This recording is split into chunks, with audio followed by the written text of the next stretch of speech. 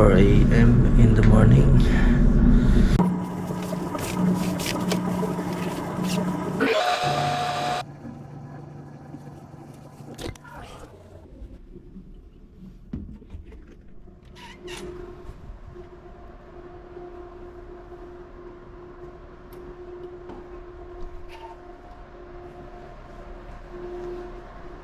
So yun guys, bababa na tayo para magtimpla ng kape.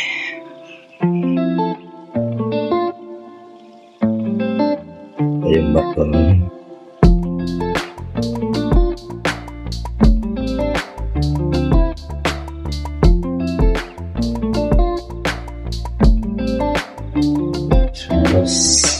Ready na tayo for duty. May kape na tayo. Let's go!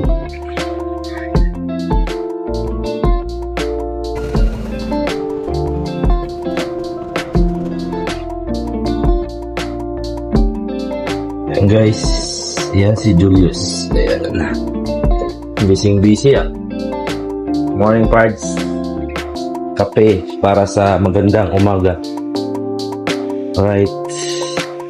Ayan, security level 1. Yes, yan yung pagbuti ko OS. Si Julius.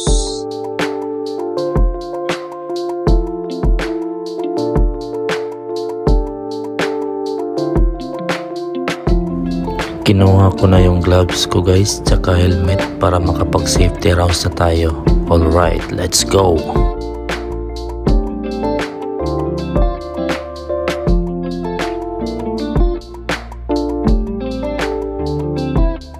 So ayan guys, mag-radio check muna tayo sa duty officer natin at magsimula na tayo mag-ikot sa barko. Alright, let's go! Sumilip muna ako sa Bodega 4 guys kasi nag-trimming na yan sila. Alright.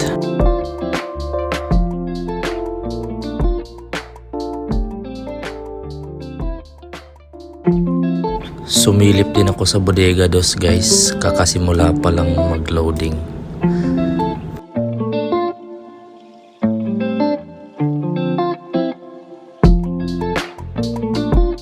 Silip muna sa gilid ng barko sabay punta ng proa.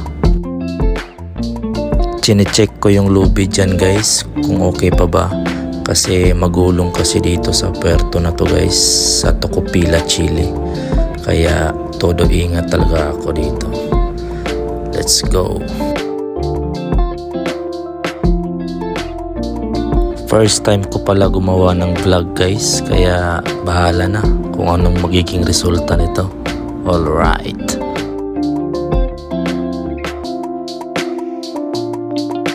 So yan guys, may bukas na pinto sa crane.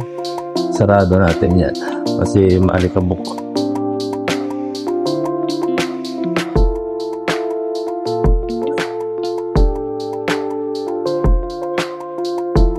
Alright, good to go.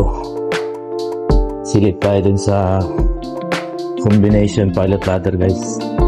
Combination pilot ladder. Yan. Okay. Ang puting-puti na yung ano. Sa likabok guys ng fertilizer.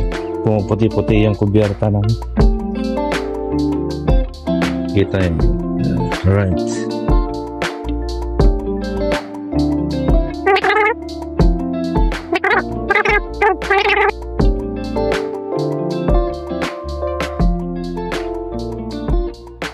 Dito na ulit, tambay-tambay. So ayan guys, tambay-tambay na ulit sa gangway. Wala nang ginagawa pagtapos ng safety rounds natin. So yan, usap-usap lang sa mga duty officer tsaka kay OS. Payosi-yosi, inom kape. Paulit-ulit lang yan guys. Tapos safety rounds ulit after 30 minutes. Then vice versa, balik na naman sa gangway. Then that's it. Ang boring guys, no? Pero pag may pinapatrabaho si chipmate katulad ng pagsusunda, yan, mabilis oras niyan guys. Maya guys, papasok na yung isang OS, papalitan niya si Julius. Alright guys, andito na yung kapalitan ng isang OS. Bali, tumba-tumba guys sila guys. Size oras, putik. Ganyan din ako dati guys, ang hirap pag ganyan. Wala kang tulog. Swerte na lang kung makatulog ka ng 4 hours. Kasi sa duty nila 6 to 12. Yung isa naman 12 size. Kaya tsaga-tsaga lang talaga dito sa barko guys. Ganyan kahirap ang buhay pagbabarko. Ay, natok na yung isang kasama ko. Papasok na yan ngayon. Ayan. Yun na sila. So guys, time check. Alas 6:47. Kaya ito yung bridge namin. Magre-raise tayo ng flag, Bravo flag, tsaka yung flag ng Chile.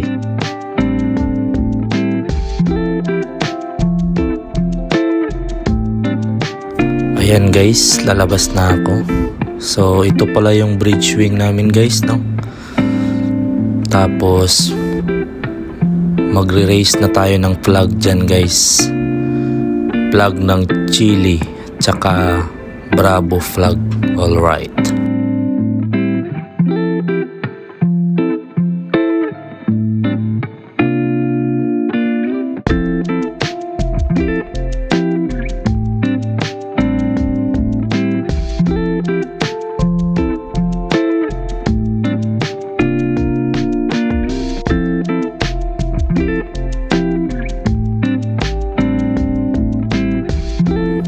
So ayan guys, tapos na pala ako mag-raise ng flag niyan. Pasok na ulit tayo, ilak natin tong pinto at patayin natin yung ilaw sa accommodation guys. Alright.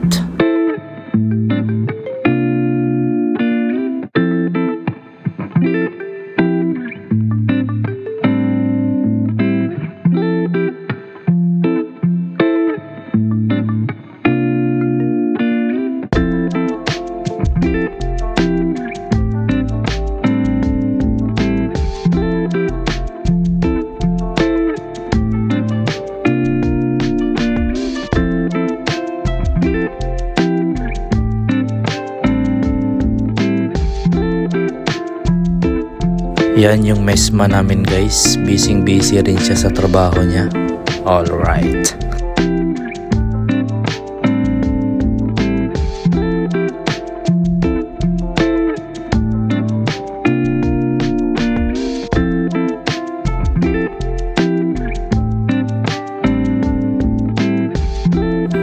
Andito na ulit ako sa kubyerta guys. Mag safety rounds na naman tayo.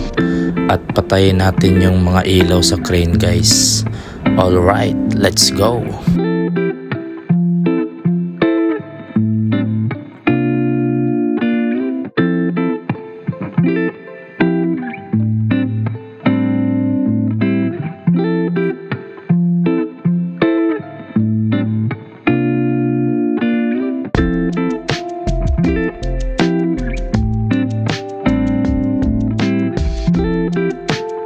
Silipin natin yung bodega dos guys, kung ano na yung status dito. So ayan, temporary stop loading pa pala nyan guys. So ayan, konti pa yung nalagay sa cargo hold number 2. Tara guys, punta ulit tayo ng proa. Let's go. Check natin dun yung lubid. Tingin-tingin sa palibot.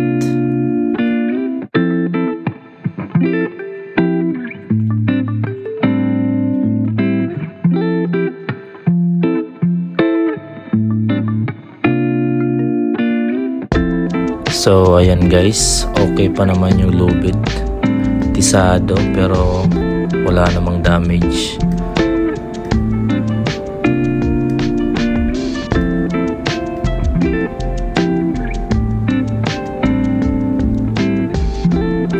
So ayan guys, nakaangkla pala kami. kasi magulong dito. Ito yung strategy ng pilot dito sa puerto na to.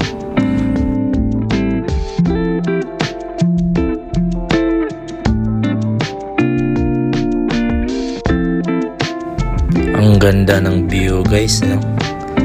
Ang hahaba ng bundok dito, pero wala akong nakikitang puno.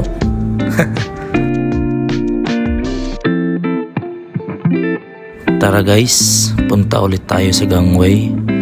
Let's go! Hello guys, so pinasunda tayo ni Chiefmate, no? Sisunda muna tayo. So ito yung mga gamit ko, gamit pang sunda. Ready na? Isa sa mga trabaho ng 48, magsusunda ng double bottom tanks. So susundahin ko ngayon 4 na tangke guys, no? So number 2 port and starboard, and number 4 port and starboard. Okay, let's go.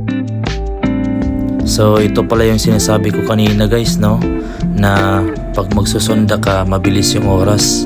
Kaso sa mga oras na to malapit na matapos yung duty ko, kaya mabilis ang galaw na guys. Let's go.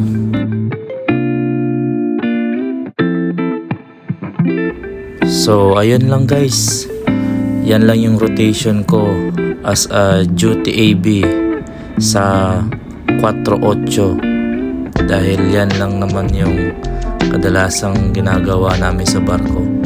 Pero pag nasa puerto guys, medyo hayahay kami, kaya weather lang talaga ang buhay pagbabarko, kasi hindi sa lahat ng bagay masarap. Meron din kaming mga bugbugan na mga trabaho guys. So yan guys, ano lang yan, pang-umpisa lang yan sa mga experience ko dito sa barko. Alright.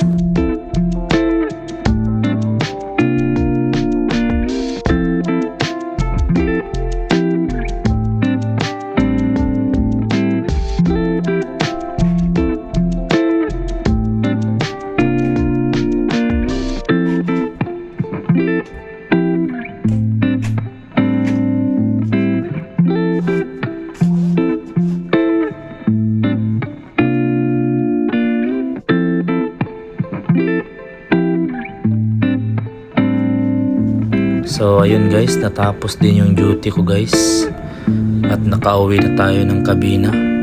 Bago tayo matulog, kakain muna tayo ng almusal. Alright, thanks for watching.